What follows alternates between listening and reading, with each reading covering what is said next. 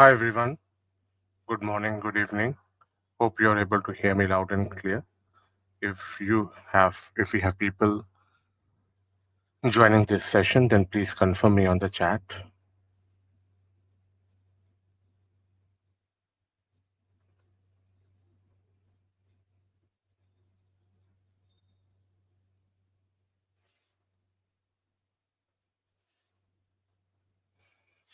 So let's start now. I think people will join in. Hope you're able to hear me loud and clear, everyone.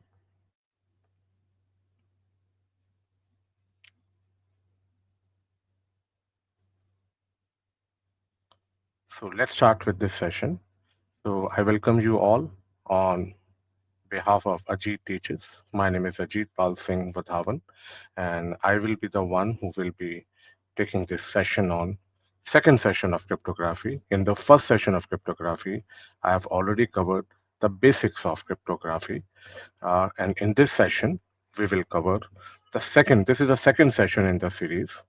If you want to know details of the first session, I have already posted the link uh, uh, in the invite only. You can have a look at it. So in this session, I will take you through four topics. One is uh, symmetric cryptography. Second one is asymmetric cryptography. Third one is hybrid cryptography. And fourth one is TLS. TLS stands for your transport level service. So what is symmetric cryptography? So there are two types of encryptions available in the world. One is symmetric and second one is asymmetric. So what is symmetric encryption? Symmetric encryption is also known as a secret key or private key encryption. It is a very fundamental element in a symmetric cryptography. The Here in symmetric encryption, two we uses one key for encryption as well as decryption. So if there are two people, sender and receiver, Ajit and Amit, then both sender and receiver should have a copy of the same key to encrypt and decrypt the data. So if I've encrypted the data using key ABC, then other person, receiver, you should also have a copy of a same key to decrypt it. Then we have a asymmetric cryptography, which is also known as a public key cryptography. Here you require two keys, public and private key. Private keys are the keys you should keep it with yourself. Under no circumstances you should share the private keys with anyone. If it is shared, then security is compromised. So you can use both the keys for encryption and decryption. And here, symmetric cryptography, which only offers you confidentiality, asymmetric cryptography can offer you confidentiality, authentication, and non-repudiation. But you can't have all three alone together. Either you can have confidentiality or you can have authentication and non-repudiation. But which one you get it, it depends upon the different key combinations that you can use it. So I will cover that in detail when I will cover asymmetric cryptography. So let's cover first symmetric cryptography.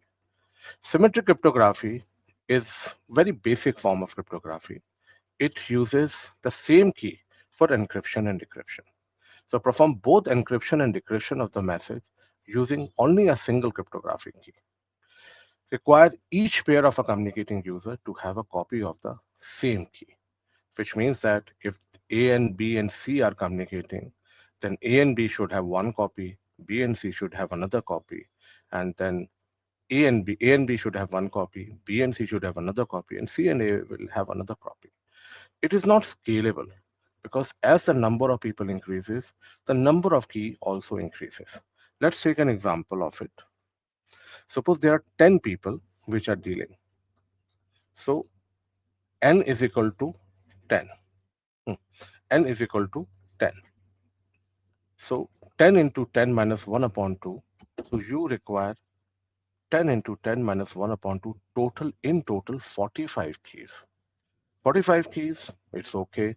But think about if n is equal to 100. So there are 100 people which are communicating. So n into n minus 1 upon 2, that is 100 into 100 minus 1 upon 2, that is 44950 keys. So this is not scalable. As number of people increases, number of keys that you in total number of keys that you have to manage also increases, which creates a problem. It only offers you confidentiality. It only offers you confidentiality. The other features of security is missing. Like when I say other features of security, it is your authentication, non-repetition, which is missing here. So that's a main problem in symmetric cryptography. And it is being used in those cases where you only require confidentiality, authentication, and non-repetition is not required. It is applied to wired and wireless network both. Number of people is as the number of people increases, number of keys also increases. And after a certain time, when number of people increases beyond a certain limit, managing the keys becomes very, very difficult. Moreover, keys has to be shared in a secure manner between communicating parties. There is no means available by which you can exchange the keys in a secure manner. So it has only one advantage, that it is very fast. It is very fast, simple algorithm. Because of that, you can encrypt, decrypt pretty quickly. But it has many disadvantages, like sharing of a key is a big problem. It is not scalable as the number of people increases, number of keys increase, and it only offers you confidentiality. But it is being used as it is very fast, so it makes an ideal candidate for encryption and decryption of bulk data. So it is a go-to encryption method for protecting data at rest, where you have to encrypt the bulk data, like volume encryptions, disk encryptions. Everywhere where the data is at rest, you can use symmetric cryptography. Symmetric cryptography are of two types: symmetric block cipher, and then you have a stream cipher. What is block cipher? It performs operations on a block of a data. Like let's take an example of block cipher with the help of an analogy. I take batches, CSSP, CCSP. So sometimes means when I take batches for a lot of companies, they do form a batch of minimum 15 people. And they will not start a batch unless and until those 15 people will join and enroll. Suppose first one enroll on, suppose I float a batch for 1st of May. So first person enroll on 1st of May and the last person enroll on 15th of May. So in between, all these people have to wait. Batch will not start unless and until batch will not start unless and until all 15 people enroll. Same concept is applicable to block cipher. So it will not perform operation unless and until it gets a particular block of a data. The minimum block size is 64-bit. As of now, AES is being used. AES is considered as one of the strongest symmetric encryption available. It is available in three variants: 128, 192, 256. This is this is a key size, but normally in block cipher, the key size is same as that of a block size. So it performs operations on a block of a data, which allows it to be more random, more secure.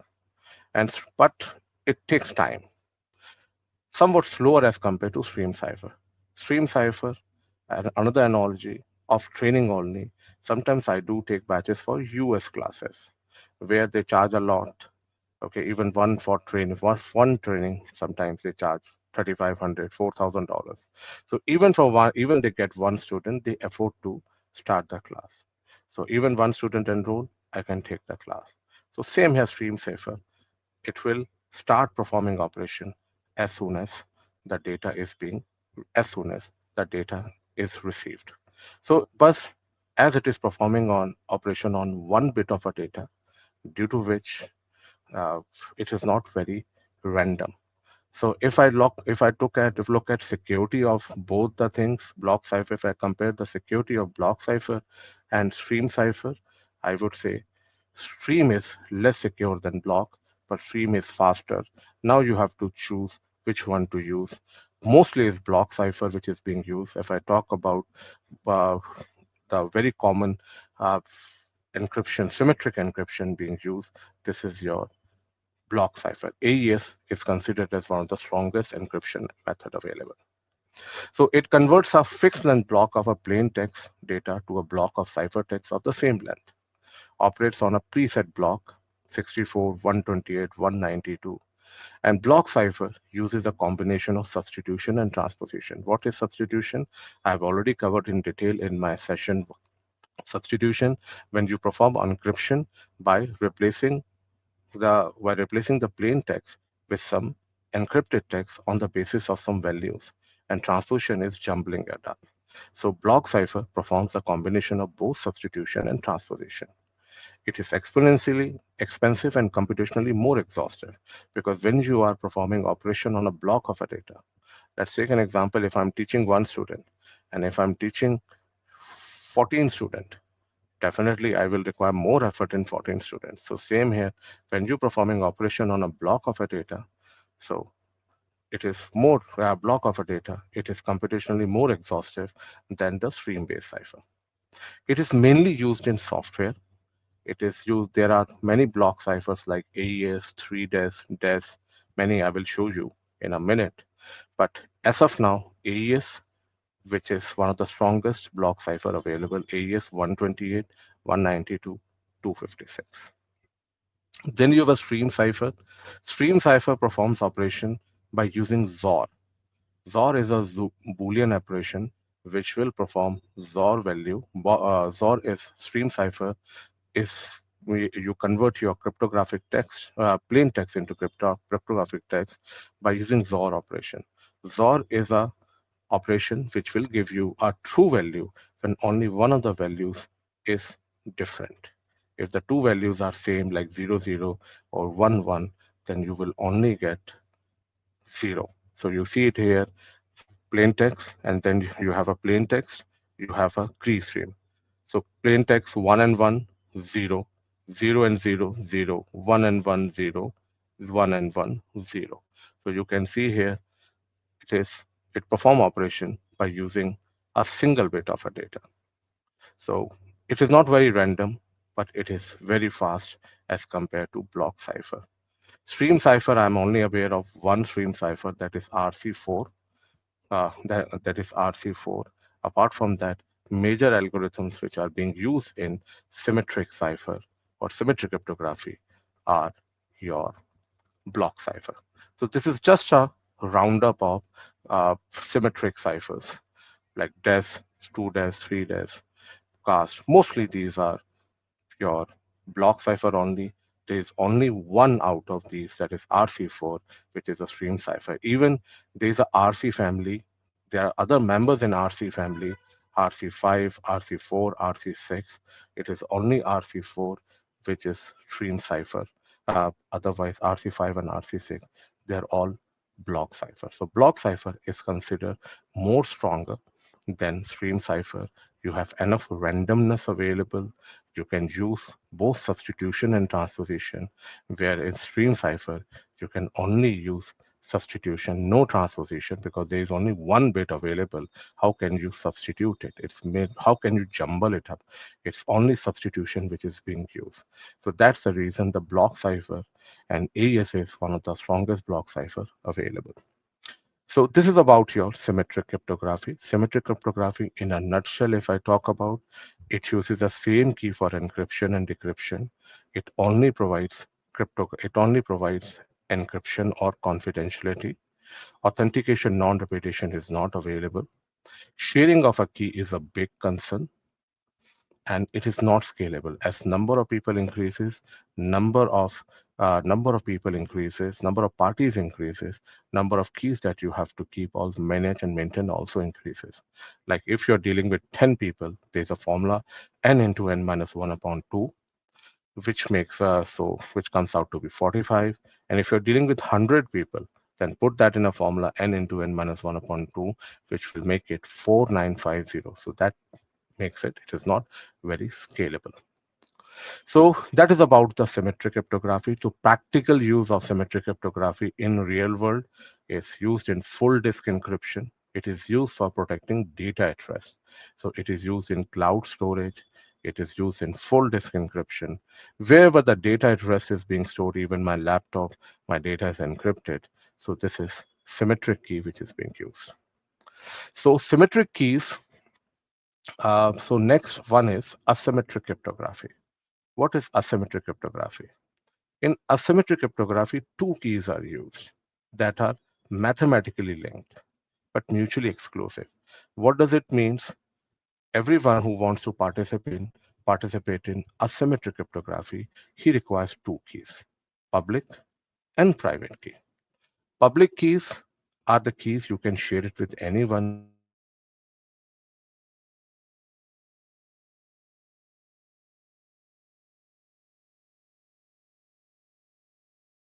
can share it with anyone with whom you want to share. So asymmetric cryptography What are the shortcomings of cryptography, symmetric cryptography?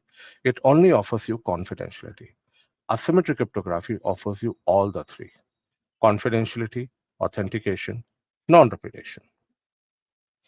Then symmetric cryptography is not scalable. As number of people increases, number of keys that you have to manage and maintain increases. But in asymmetric cryptography, you don't have to keep multiple keys. Just two keys, private and public, that's all. Public keys, you can share it with anyone with whom you want to share, and private keys, you should keep it with yourself. So private keys can be used by an individual entity, while the public keys you can freely share with anyone with whom you want to share. And sharing of key, in symmetric cryptography, sharing of a key was a big concern, and here sharing of a key is not a very big concern. So how it works? Lot many times people think that asymmetric cryptography is a kind of replacement of symmetric cryptography because it fills for a shortcoming. Because whatever shortcomings you have in symmetric cryptography, asymmetric cryptography fills those gaps. But no, it is not a substitute. It acts as a complement. And how all these things use together, I will cover that with you. Asymmetric cryptography is also called as a public key encryption or public key cryptography, as one key is made public.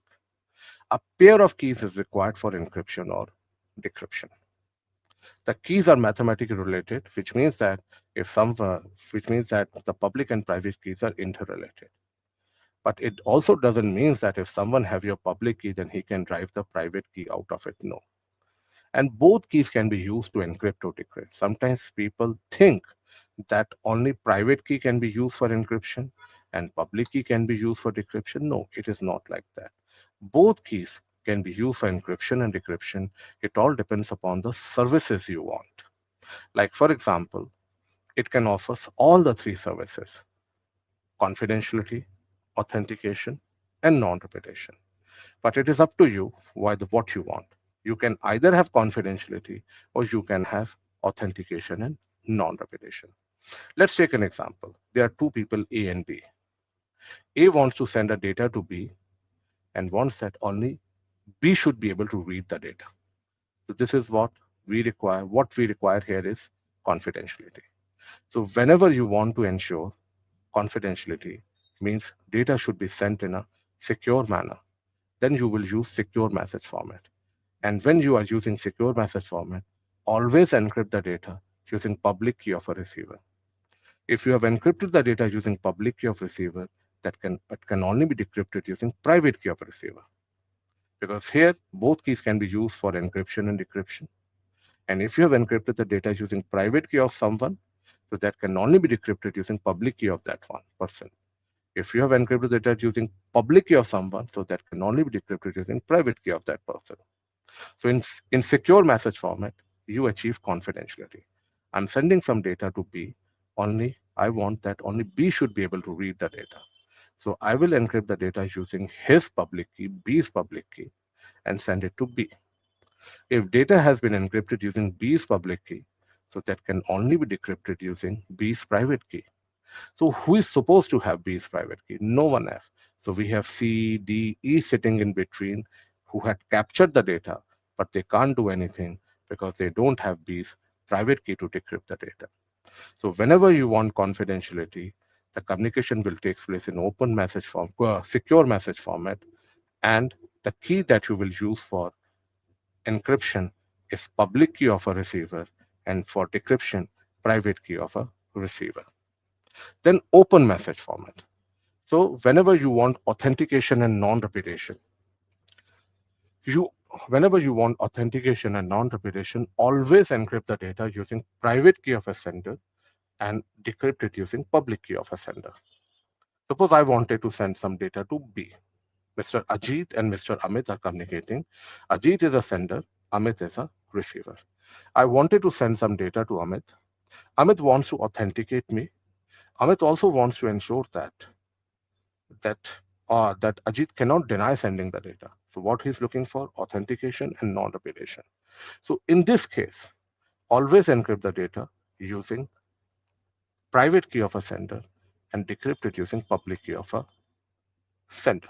So Ajit will encrypt the data using his public key, private key, and send it to Amit. Amit will use the public key of Ajit to decrypt it. If Amit is able to decrypt it using the public key of Ajit, which means that data has come from Ajit, and Ajit cannot deny if Ajit says, no, no, no, I have not sent it.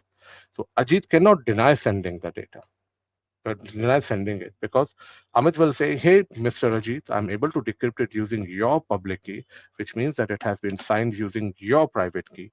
Tell me who is supposed to have the private key of yours, unless and until you have not reported stealing of your private key.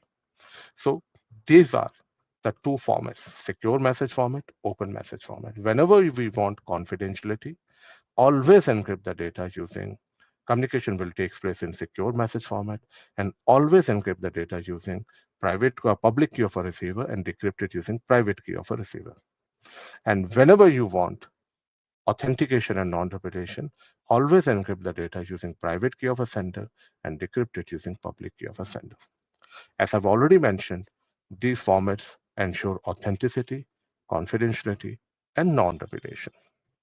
There are different algorithms available like RSA, Diffie-Hellman, ECC. I will talk about these algorithms also. So you see here in asymmetric cryptography. So we're using, if you are encrypting the data using public key of sender, so then it will require private key to decrypt it. So as I've already mentioned, there are three cryptographic goals that you can achieve, unlike symmetric cryptography, where you only have authentication. It assures the ability to authenticate the identity of communicating entities. You can authenticate the identity of a sender. Confidentiality, you can ensure that data is being sent in a secure manner.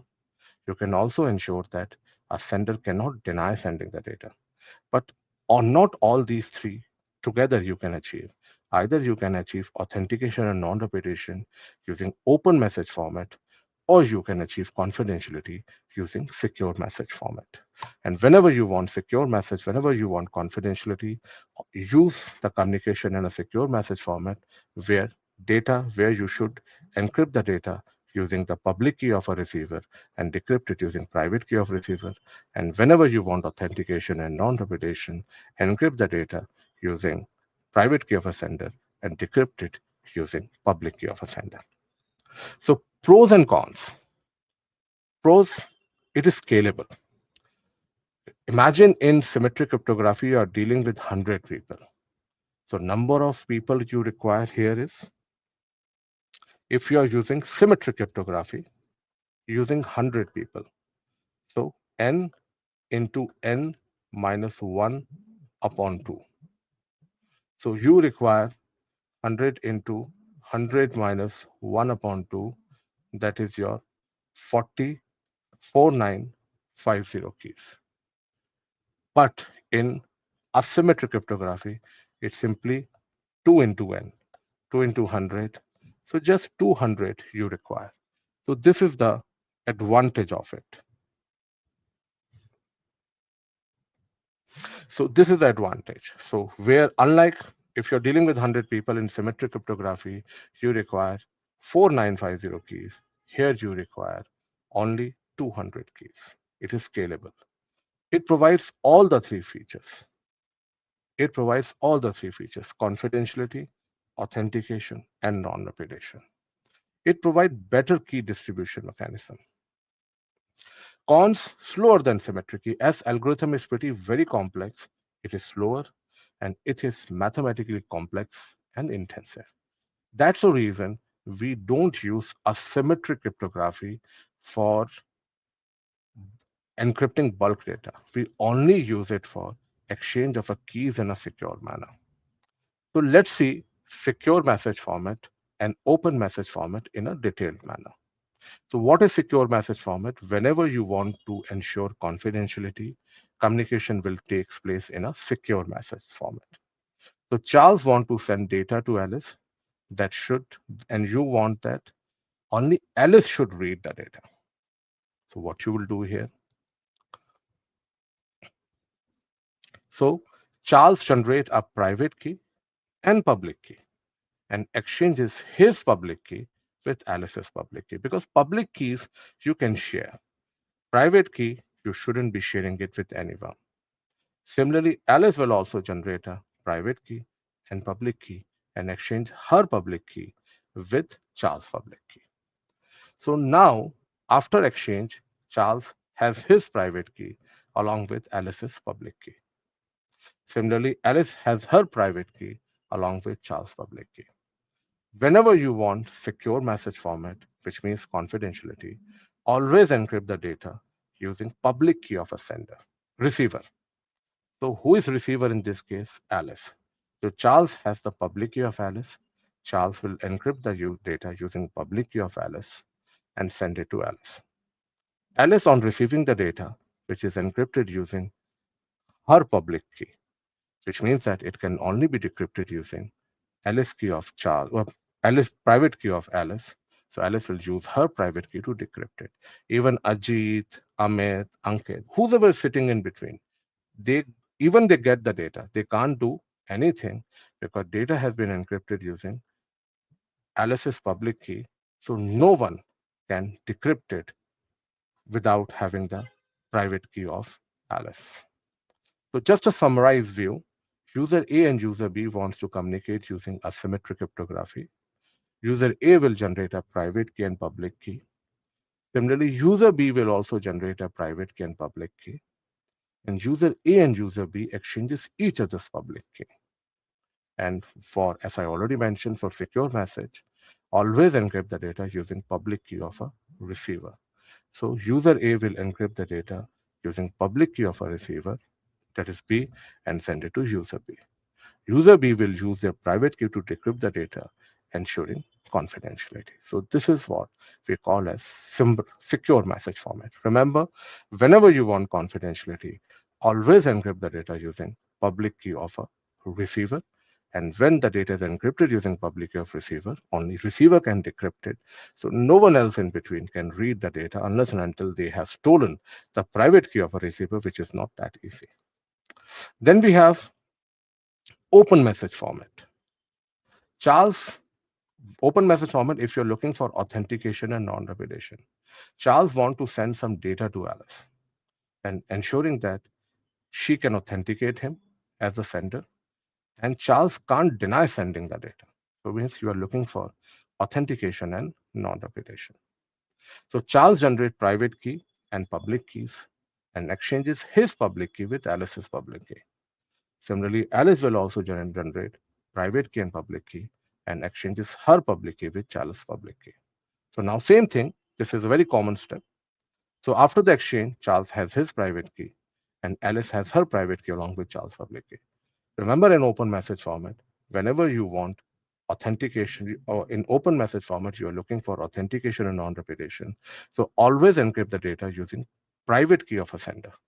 So in this case, data will be encrypted using private key of Charles and send it to Alice. Alice will be able to decrypt it using public key of Charles. You know why we call it as an open message format? Because the data has been encrypted using sender's private key, which means that it can be opened using sender's public key. And sometimes public keys are publicly available. So whoever has the Charles public key can open it. And that's the reason we call it open message format because there is no confidentiality. So this secure message format feature is being used in TLS that I will cover it today. And this open message format is used in digital signatures along with hashing. So there are different algorithms available in many, but there are two very common like RSA. RSA stands for Ron Rivest, R.D. Schmidt, Leonard Edelman, the inventor. It is named after the inventors of this algorithm. Is a worldwide de facto standard. This is being used in digital signatures and secret key distribution. I will cover digital signatures in my next sessions. And it is based on difficulty of factoring the product of two large prime numbers, making it very difficult. Although there is a news for you, using quantum cryptography, they have alleged, Chinese people have alleged that they have broken the RSA 2048 encryption. But work factor is very high. So still for next 1 or 2 years, I don't consider this as a big risk. Then we have a ECC. ECC is, if I look at the security of ECC, then both are equally secure. But level of security that you can achieve in ECC with 160-bit key, because you know that larger the length of a key, the larger the length of a key, the more secure the algorithm is. But it has a negative impact on the efficiency of an algorithm. So the level of security that you can achieve in RSA with 1024-bit key, the same level of security that you can achieve with in ECC with 160-bit key, which make ECC more efficient. So ECC is an ideal one to be used, is an ideal candidate to be used when you are using a cryptography or you are choosing an encryption algorithm for systems which is having low processing power like wireless and cell phones. And there's another one called El Gamma, which is obsolete these days. We are not using it. So advantages and disadvantages of both. Very fast, symmetric is very fast, optimal for encrypting large bytes. That's why it is used in data at rest. Disadvantages in symmetric cryptography, it only offers you confidentiality, no authentication, no non-repudiation. Sharing a key is a big concern and it is not scalable. That is the biggest problem. Asymmetric provide better key distribution than symmetric system, provides better scalability due to the ease of key distribution, and it also offers you authentication, but it is slower and it is vulnerable to the man in the middle time. Because if you are sharing the keys, there is no identity associated with the public key. So someone in suppose A and B are communicating, C is sitting in between, captures A key, captures A's public key and replace with that of his public key. So B will not be able to find out that it is C's public key, not A's public key. So that's the problem. So this is what symmetric and asymmetric cryptography. Normally people say that asymmetric is a substitute of symmetric cryptography, but no, that is not a substitute of it. It is being they act as a complement to each other. So like symmetric, if there is a need to decrypt the bulk data, you will use symmetric cryptography. And sharing of a key for that, you can use hybrid cryptography. So let's see in the next topic, which is we call as a hybrid cryptography, that how this is being used as a complement to each other. So let's take one example here. Give me a minute.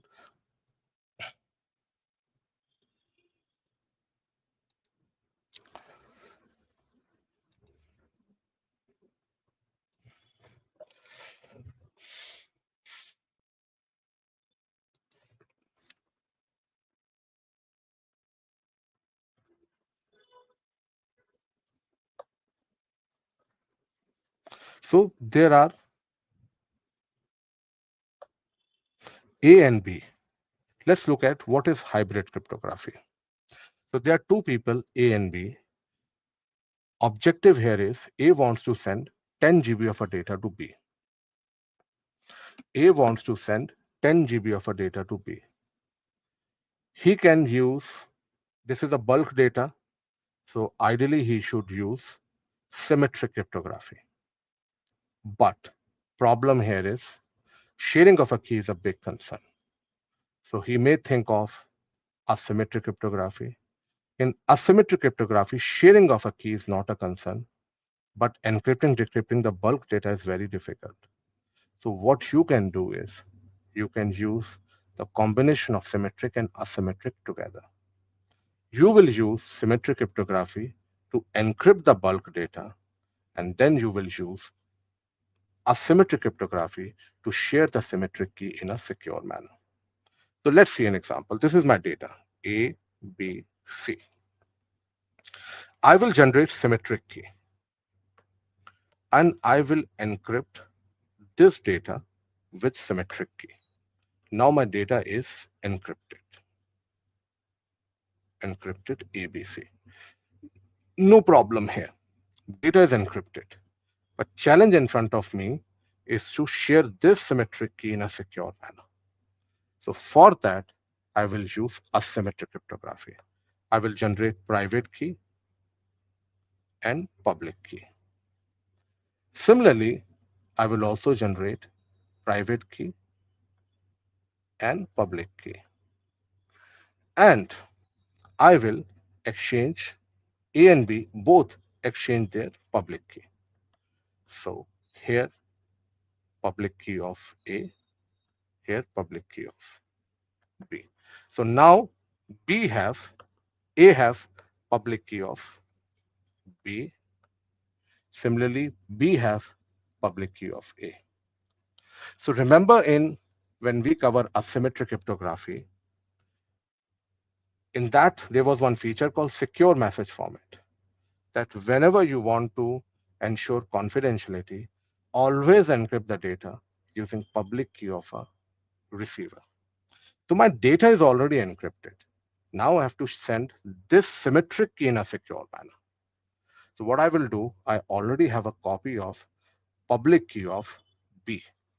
So what I will do, I will use public key of B to encrypt this symmetric key. And now my symmetric key is also encrypted. And I will send this encrypted symmetric key and encrypted data ABC to B. So what B got, encrypted ABC and encrypted data and encrypted symmetric key. So this symmetric key is encrypted using what? It is being encrypted using public key of B. So B will use its private key to decrypt this symmetric key. Now it got this symmetric key and it will use this symmetric key to decrypt your data. So this is how this works. So you see, first A will encrypt the data using its symmetric key. A will generate the symmetric key and encrypt the data using its symmetric key, the bulk data. Now data is encrypted. Challenge is to send this symmetric in a secure manner. For that, A and B generate asymmetric cryptography, generate private key and public key, and they exchanges each other's public key. Whenever you want to send data in a secure manner, you should use public key of receiver to encrypt the data. So symmetric key is being encrypted using private key, public key of a B, and send it to B. Data and symmetric key is being encrypted, symmetric key is being sent. B use its private key to decrypt the symmetric key and use that private key to decrypt the data. So this is how hybrid cryptography is being used. So that this is more of a concept. Practical concept is, I will cover that in TLS with you, transport layer security. So hope this is clear.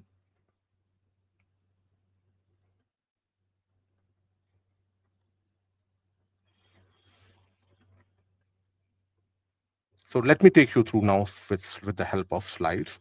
So this was with the help of pen and paper. So you can see here, whatever I have covered it with the help of pen and paper. So hybrid system that combines both symmetric and asymmetric method together. The more efficient symmetric algorithm encrypts a message using symmetric secret key. So the original data is encrypted using a secret key. And this symmetric key is encrypted using recipient's public key, that is B, and send it across. So message encrypted with that secret key and encrypted symmetric key are sent to the recipient. The recipient, that is B, uses their private key to decrypt the secret key, and then that secret key is used to decrypt the message. A symmetric key is used for bulk encryption. The asymmetric algorithm is used to distribute the symmetric key.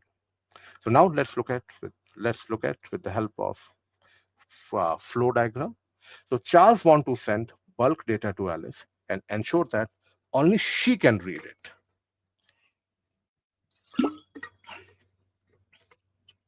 So Charles generate a private key and public key and exchanges his public key with Alice's public key. Similarly, Alice will also generate a private key and public key and exchanges her public key with Charles' public key. Now, communication process at the sender side. I've already covered this with you and explained it to you. Charles generate a symmetric key and use it to encrypt the bulk data. First step. Now, this symmetric key is then encrypted with Alice public key because data is already encrypted. Now you have to send the symmetric key in a secure manner. So you already have a public key of Alice, the receiver. You will encrypt this symmetric key with Alice's public key and send encrypted symmetric key and encrypted data to Alice. Alice, on receiving it, it will receive the encrypted data and encrypted symmetric key. She will use her private key to decrypt the symmetric key, and she will use that symmetric key to decrypt the data. So this is how it works together. The practical use of that is SSL or TLS. We are not using SSL these days. We are using TLS. Okay, what is TLS? Let me explain to you with the help of pen and paper, and then I will take you through this one. So next topic that I'm about to cover with you is TLS. So this hybrid cryptography is more of a theoretical concept. So this is practically implemented in SSL or TLS. TLS basically, SSL is deprecated because TLS is an advanced form of an SSL. Till 2014, SSL and TLS has a backward compatibility, but now that backward compatibility has been reduced, has been deprecated because one vulnerability called Poodle was discovered, which because of that, and these days it is TLS 1.3 which is being used. So this topic is TLS, how TLS works.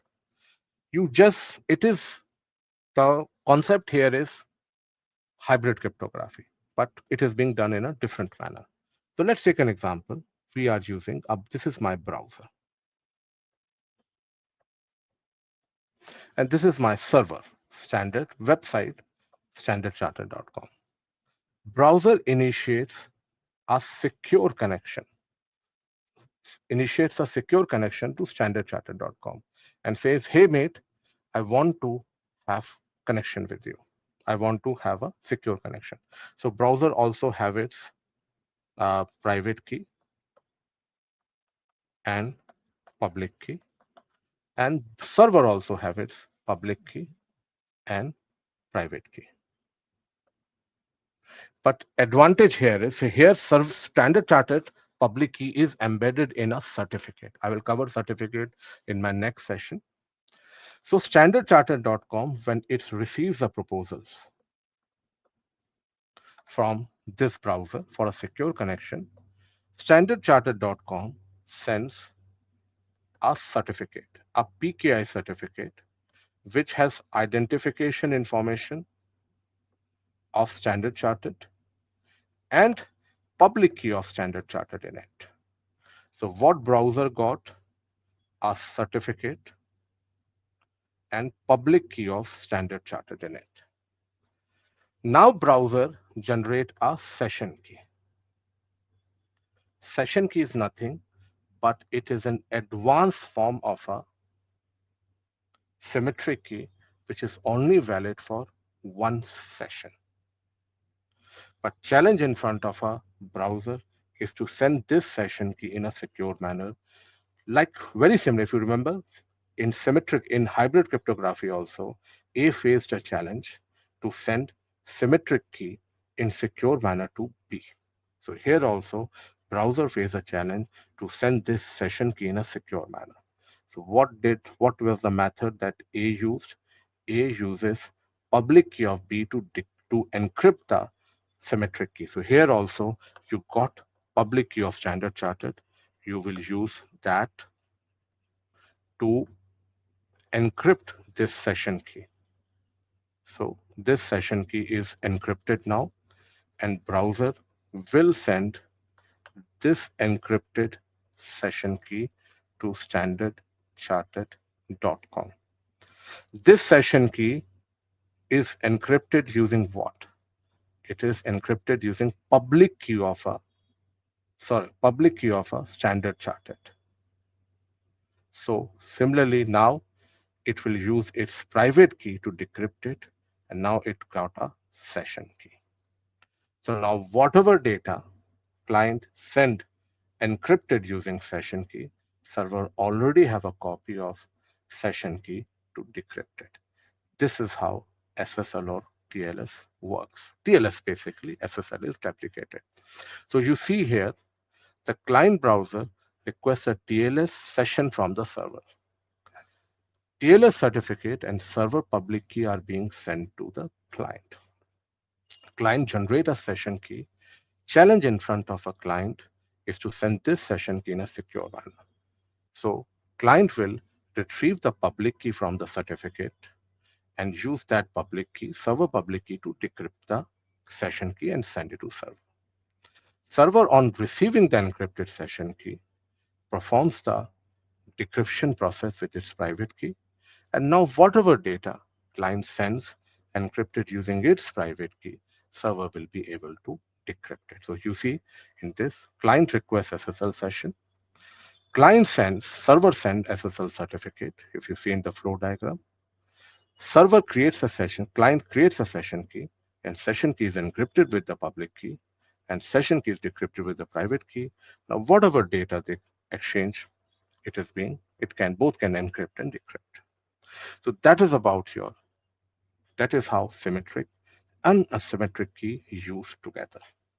Symmetric key is mainly used for encrypting, decrypting bulk data at rest, and asymmetric key is mainly used in two cases. One is sharing the keys in a secure manner, like along with hybrid cryptography, and it is also practically used in digital signature, which I will cover it in the next session. Then these days, as I already mentioned, we are not using static symmetric keys because chances of brute force attacks are very high.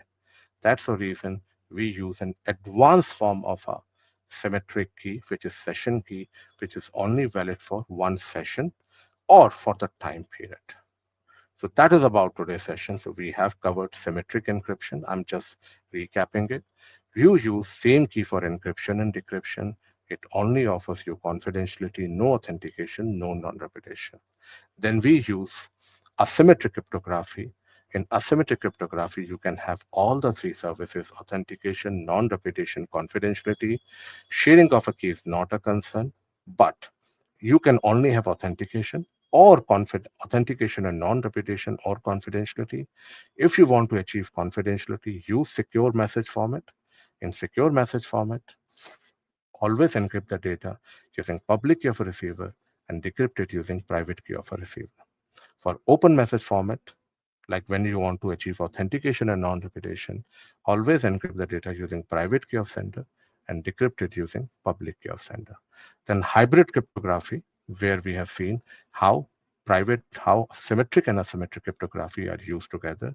Symmetric cryptography for encrypting the bulk data, and asymmetric cryptography is to exchange the data and exchange the keys in a secure manner. So secure message format of asymmetric cryptography is used in TLS.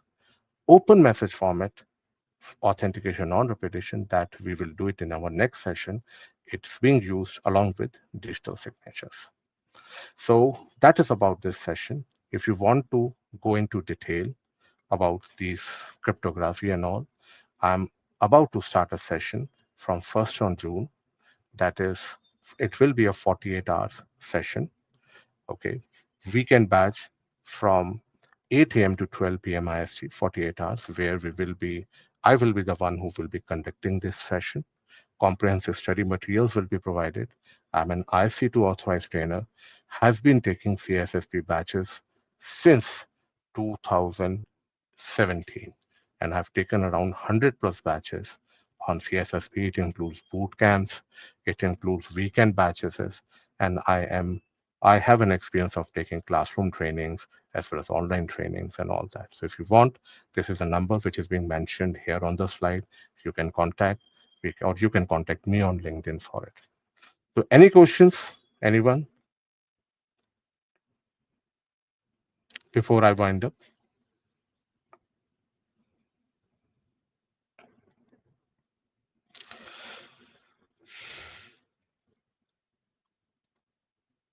Thank you, Sagar. Hope you liked it. Thank you very much, mates. If no questions, I will be sharing the recording on the sessions on my LinkedIn page. So thank you very much. Thanks for joining in. See you next time. Then in the next session, I will be coming up very soon. In the next week, I will be covering digital signatures, hashing, and PKI. These are the three topics that I will cover in session 3. Thank you very much. See you.